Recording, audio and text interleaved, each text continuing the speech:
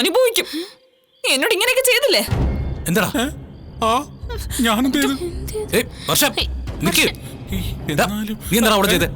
ഞാനൊന്നും ചെയ്തിട്ടൊന്നുമില്ല. പിന്നെ ഇനി അവിടെ തന്നെ കഴുത്തിന് പിടിച്ച എനിക്കറിഞ്ഞൂടാ.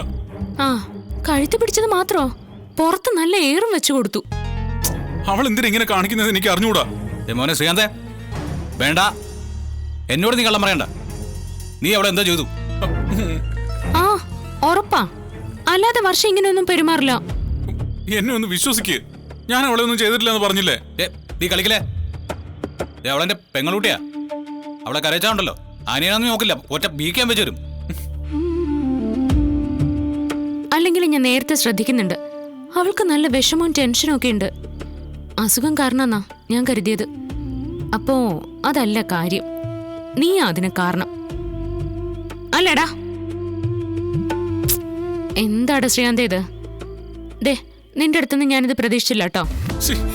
എന്റെ അടുത്ത് എനിക്കൊന്നും അറിഞ്ഞൂടാ. എല്ലാരും കൂടെ എന്നെ എന്തിനാ കുറ്റപ്പെടുത്തുന്നേ? അവള് നേരത്തെ തുടങ്ങിയതാ. ഒരു ശത്രുവിനെ പോലെ എന്നെ ഇപ്പൊ കാണുന്നേ.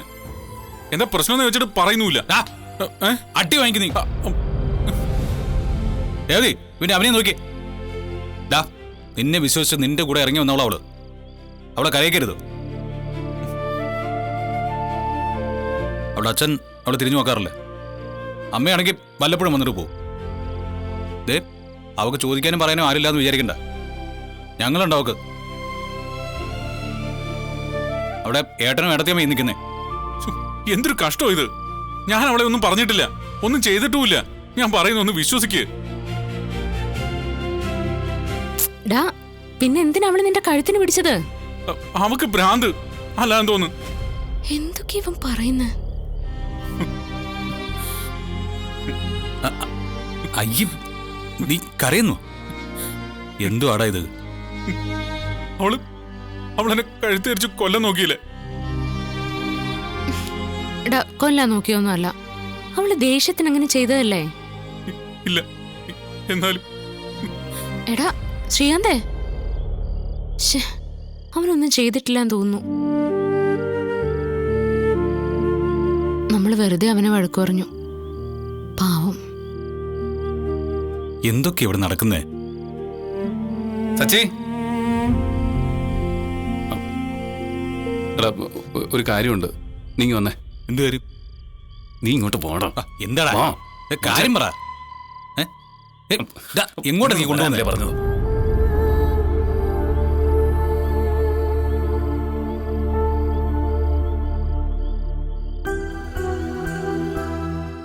ശ്രീകാന്ത് ഇപ്പൊ വരും, നീ കയറി വാ. എന്താടാ കാര്യം പറ. നീ വാ. ഞാൻ എല്ലാം സെറ്റപ്പാക്കി വെച്ചിരിക്കുക. ഇനി ശ്രീകാന്തും കൂടെ വന്നാ നമുക്ക് അടി തുടങ്ങാം. ഇതായിരുന്നോ കാര്യം? പൊട്ടിച്ചാടി. ശ്രീകാന്ത് പിടിക്കണ. സച്ചേട്ടാ, ഞാൻ അവളെ ഒന്നും ചെയ്തിട്ടില്ല. ഞാൻ പറയുന്ന ഏട്ടൊന്ന് വിശ്വസിക്കേ. ശ്രീകാന്ത്, എനിക്കത് മനസ്സിലായടാ. നിന്നെ ഞങ്ങൾ എന്തൊക്കെയോ പറഞ്ഞു, നീ അങ്ങ് ക്ഷമിക്കും. എന്നാലും അവളെന്റെ കഴുതി പിടിച്ച കണ്ടില്ലേ? എടാ, ആ വിഷയം വിടാൻ ഞാൻ അവളോട് പിന്നെ സംസാരിക്കാം.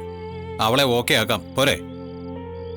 എടാ, ഇതൊക്കെ കാണുമ്പോഴേ ഭാര്യ കൂടെ ഇല്ലാത്തതായി ഏറ്റവും നല്ലതെന്ന് തോന്നും. നിങ്ങൾ വന്നേ, ഇവിടെ ഇരിക്കടാ.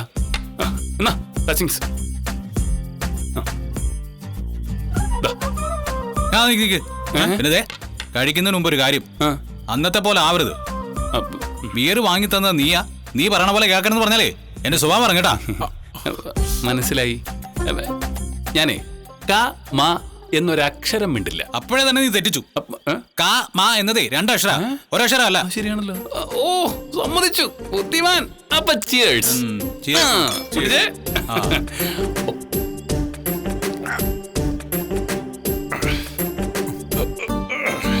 എങ്കിൽ ഞാനൊരു ശോകഗാനം പാടാം.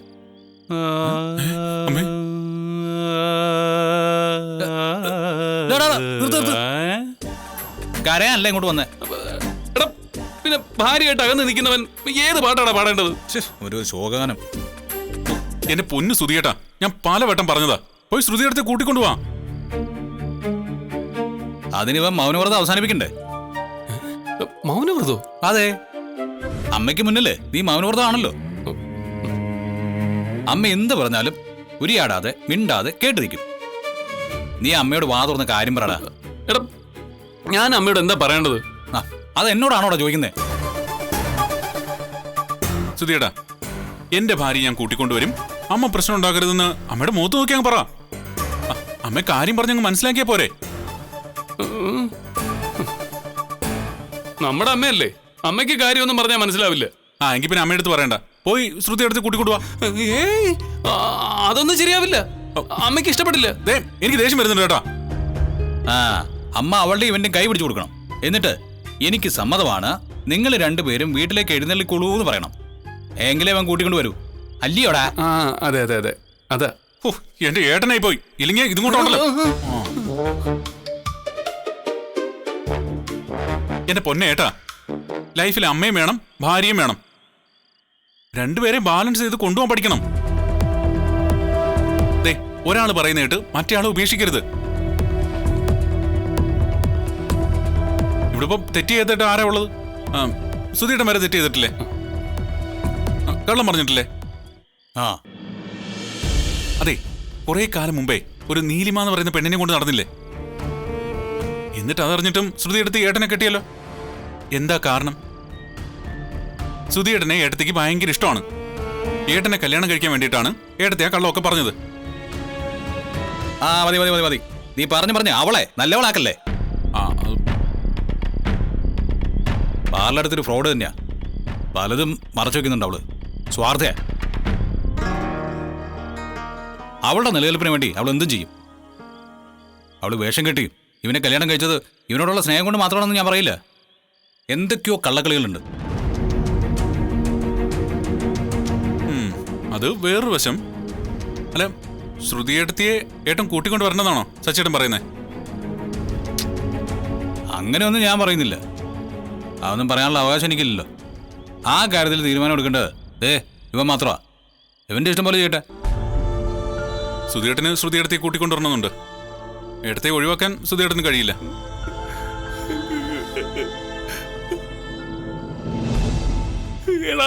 അവൾ എന്നെ ചതിച്ചു, എന്നോട് കള്ളം പറഞ്ഞു, എന്നെ വെറും ഒരു കോമാളിയാക്കി. തുടങ്ങി. ഒരു ഭാര്യയും സ്വന്തം ഭർത്താവിനോട് ഇങ്ങനെ ചെയ്യാൻ പാടില്ല. പാവം എന്റെ അമ്മ, അവളെ എടുത്ത് ചുമലിൽ വെച്ചോണ്ടാ എന്റെ അമ്മ നടന്നത്. എന്നിട്ടോ അവളോ ആ ചുമലിരുന്ന് എന്റെ അമ്മയുടെ ചെവി കടിച്ചു. നമുക്ക് പോയാലോ? ആ അതാ നല്ലത്. പാവം എന്റെ ശ്രുതി, അമ്മയ്ക്ക് അവളോടുള്ള ദേഷ്യം മാറുന്നില്ലല്ലോ. രണ്ടുപേരും കൂടെ എന്റെ ഇടവും വലവും നിന്ന് എന്റെ താളം തെറ്റിച്ചു. ഇതിങ്ങനെ പോയ എന്റെ താളം എപ്പോ ശരിയാവുമെന്ന് എനിക്ക് അറിഞ്ഞൂടാ. സച്ചേട്ടാ വാ പോരെ. ഒരു കാര്യം കൂടെ, എന്തുവാടാ? നിങ്ങൾ രണ്ടാളും പോകുന്നതിന് മുമ്പ് എന്റെ ബിയറിന്റെ കാശും കൂടെ തന്നിട്ട് പോകും. നിനക്ക് ബിയറിന്റെ കാശ് ഇങ്ങനെയുണ്ടോ? മേലാണല്ലോ.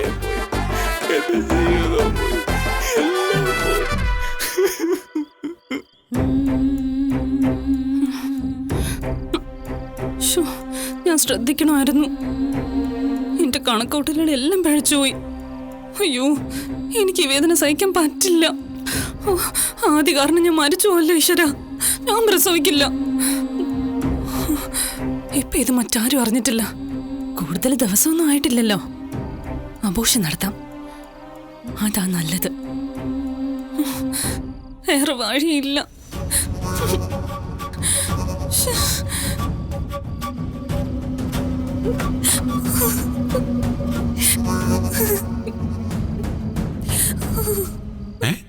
ഇവളെന്തിനാ കരയുന്നേ?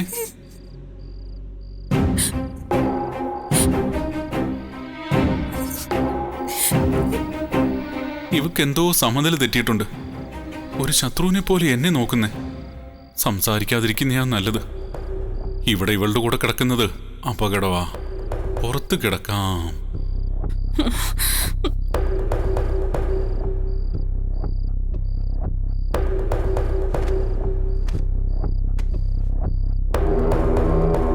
മുന്നേ നിനക്ക് ഈ ബുദ്ധി തോന്നിയിരുന്നെങ്കിലേ എനിക്കിങ്ങനെ സംഭവിക്കില്ലായിരുന്നു. ഇവനെ പുറത്ത് കടത്തണമായിരുന്നു. എനിക്ക് തെറ്റുപറ്റിപ്പോയി.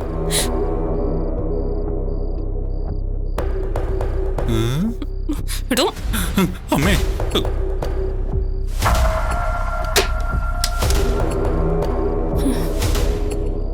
എങ്ങനെ ആഘോഷം നടത്തും? ഹോസ്പിറ്റലിൽ പോയ വീട്ടുകാരറിയും. പലതരം മെഡിസിൻസ് ഉണ്ടെന്ന് കേട്ടിട്ടുണ്ട്. അത് കഴിച്ചു നോക്കിയാലോ? ആ മെഡിസിൻസ് ഇപ്പൊ ആരോട് ചോദിക്കും?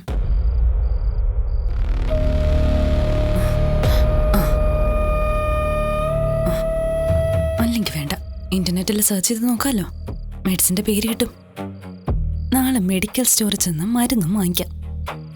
ആരും അറിയാതെ ഇതങ്ങ് കളയാം.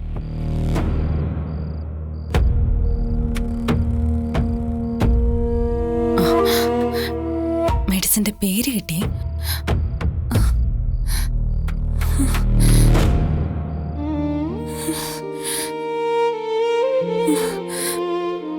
കുഞ്ഞെ,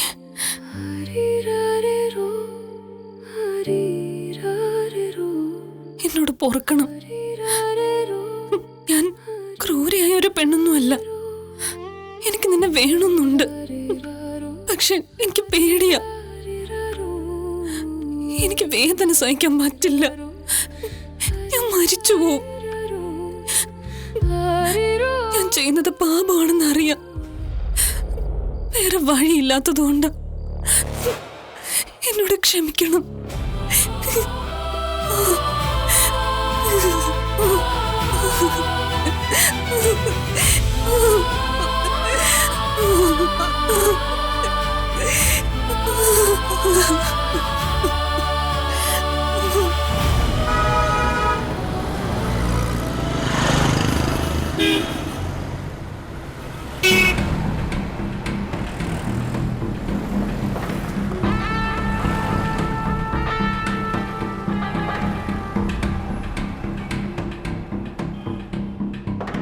ഈ മെഡിസിൻ ഉണ്ടോ?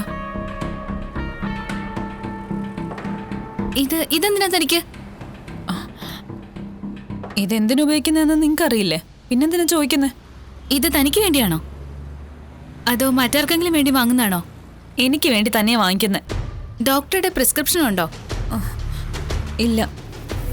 മെഡിസിൻ ഇവിടെ ഉണ്ട്, പക്ഷെ ഞാൻ തരില്ല. അതെന്താ തനിക്ക് തന്നാ?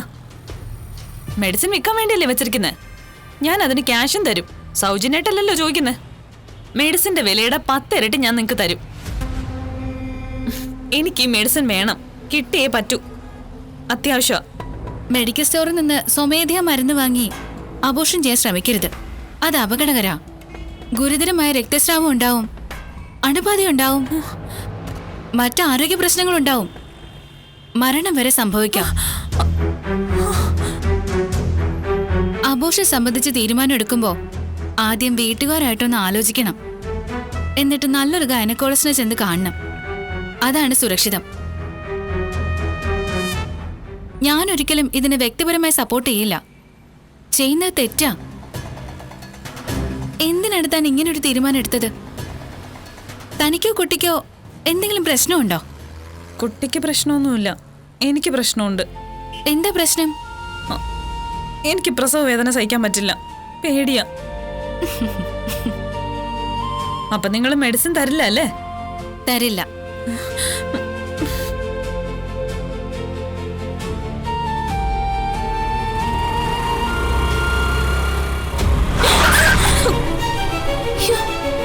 വർഷയോ?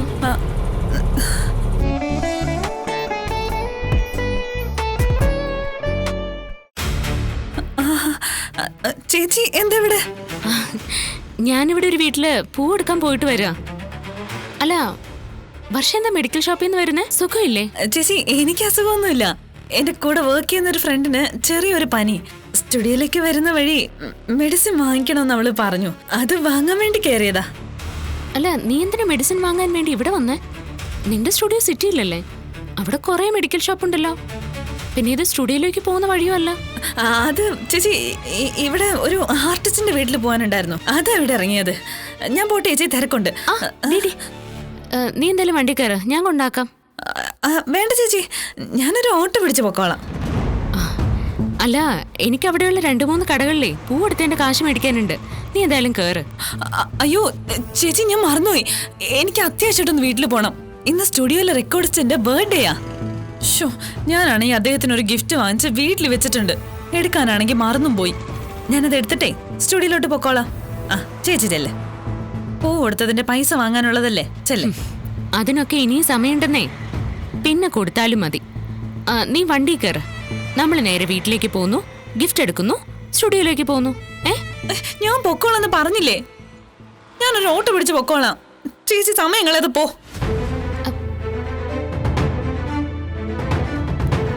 അവളുടെ സംസാരത്തില് ചെറിയൊരു മാറ്റമുണ്ട്. എന്തോ കള്ളക്കളി ഉണ്ടല്ലോ.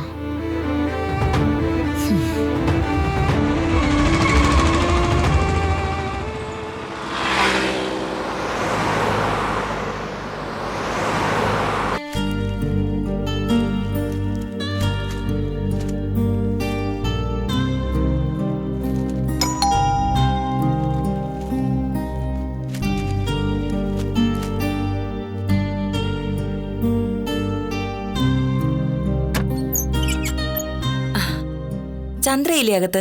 ആ, അകത്തുണ്ട്. വാ. ആ,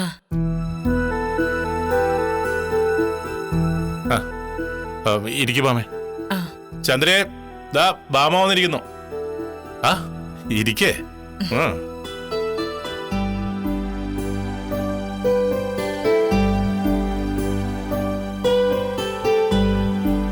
പിന്നെന്തൊക്കെയുണ്ട് ബാമ വിശേഷങ്ങള്? പറയേ.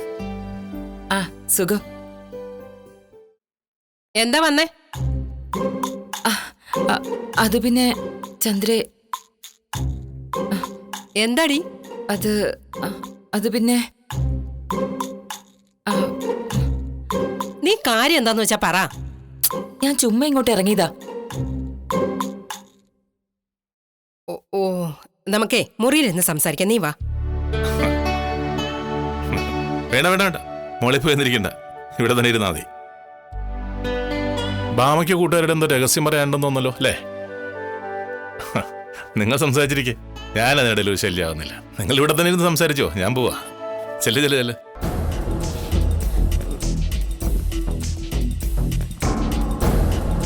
വാ ഇങ്ങോട്ട്. വെളി പോ.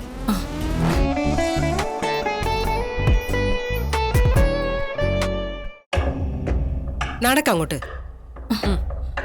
പറ, എന്താ നിനക്ക് ഇത്ര പറയാനുള്ളത്? സുധി കടയിൽ പോയായിരുന്നോ? ഇല്ല, ആ മുറിയിലുണ്ട്. ആ, എങ്കിലേ ദേ ഈ ഏലസ് നീ അവന്റെ കൈ കെട്ടിക്കൊടുക്ക. അവന് ഗുണം ഉണ്ടാവും. ഇനിയും എന്തിനാ? അതിന് ഏലസ് അവന്റെ കയ്യിൽ കെട്ടിയിട്ടുണ്ടല്ലോ. നീ ഇത് മറ്റേ കയ്യിലും കൂടെ കെട്ടിക്കൊടുക്ക്. ഇത് നേരത്തെ കെട്ടിയതിനേക്കാളും ശക്തിയുള്ള ഏലസാ. നീ കണ്ടോ, ഇത് കെട്ടിക്കൊടുത്ത 3-4 ദിവസത്തിനകം സുധിയും ശ്രുതിയും എന്നേക്കുമായി അകലും. ആ, അവൻ അവളെ ഡിവോഴ്സ് ചെയ്യും. അത്രയ്ക്ക് ശക്തിയുള്ള ഏലസോ? ഇപ്പൊ തുറക്കല്ലേ, അത് കെട്ടാൻ നേരം അഴിച്ചാ മതി. അല്ല, നിനക്കിത് എവിടുന്നാ കിട്ടിയേ? അത് പിന്നെ ഞാൻ ക്ഷേത്രത്തിൽ തൊഴാൻ പോയപ്പോഴേ അവിടെ ഒരു സ്വാമിയെ കണ്ടു. അദ്ദേഹം ജപിച്ചെന്ന ഏലസ ഇത്. 2 മണിക്കൂർ ക്യൂ നിന്നിട്ടാ എനിക്കിത് കിട്ടിയത്. അത്രയ്ക്ക് തിരക്കായിരുന്നു അവിടെ. അപ്പ ഇത് വിശ്വസിക്കാം. ഇത് യേശു. രണ്ടും കൂടി ആവുമ്പോ ഫലം ഉറപ്പാ. പിന്നല്ലാതെ. എന്നാ പിന്നെ നീ വൈകിക്കണ്ട, ഇപ്പൊ തന്നെ നീ ഇത് അവന്റെ കയ്യിലേക്ക് കെട്ടിക്കൊടുക്ക്. ഇത് കൈ കെട്ടിയ സമയം തെളിയുന്നും ആയുസ് സമ്പത്തും കൂടൂന്ന് നീ അങ്ങ് പറഞ്ഞാ മതി. അവൻ വിശ്വസിച്ചോളൂന്ന്. എന്നാ പിന്നെ ഞാൻ ഇറങ്ങുവാണേ, വിളിക്കാമേ.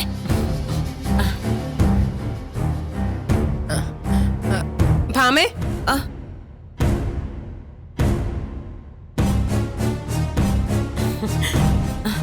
എന്താ ചന്ദ്രേ? നിന്നെ പോലെ ഒരു കൂട്ടുകാരിയെ കിട്ടിയ ഞാൻ ഭാഗ്യവതിയാ. ഇതിനു പകരം ഞാൻ നിനക്ക് നല്ലൊരു സമ്മാനം തരുന്നുണ്ട്.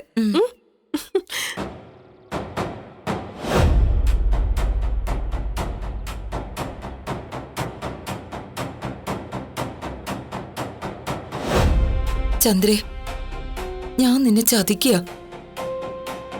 എനിക്ക് വേറെ വഴിയില്ലാത്തോണ്ടാ. സഹായിച്ചില്ലെങ്കിൽ ആ പെണ്ണിന്റെ വീട്ടിൽ കയറി കെട്ടി തൂങ്ങി മരിക്കും. ശോ, രണ്ട് ഏലസിൽ ഏതിനാണാവോ ശക്തി കൂടുതൽ? മകൻ അമ്മയെ വെറുക്കോ ഭർത്താവ് ഭാര്യയെ വെറുക്കോ എന്ന് കണ്ടറിയാം.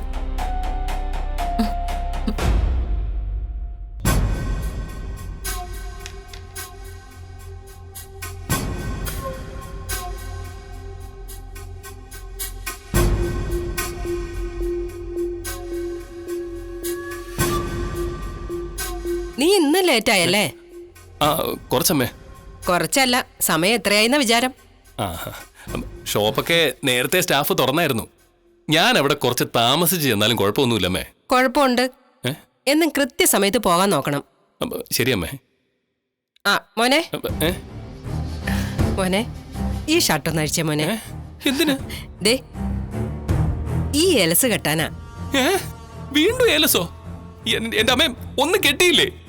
ഇത് വേറെയാ മോനെ, ഭാമ കൊണ്ടുവന്നതാ. അവള് ക്ഷേത്രത്തിൽ തൊഴാൻ പോയപ്പോ അവിടെ കണ്ടൊരു സ്വാമിയിൽ നിന്ന് നിനക്ക് വേണ്ടി പൂജിച്ച് വാങ്ങിച്ചതാ ഇത്.